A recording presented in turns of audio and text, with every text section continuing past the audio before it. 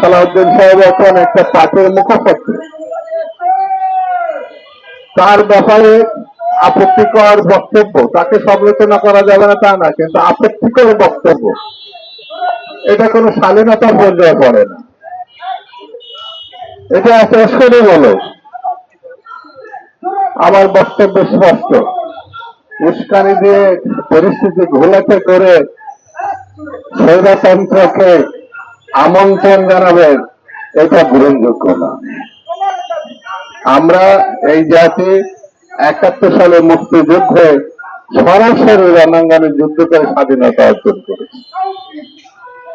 71 নিয়ে কোনো আপোষ নাই, গণতন্ত্র স্বাধীনতা নিয়ে কোনো আপোষ নাই।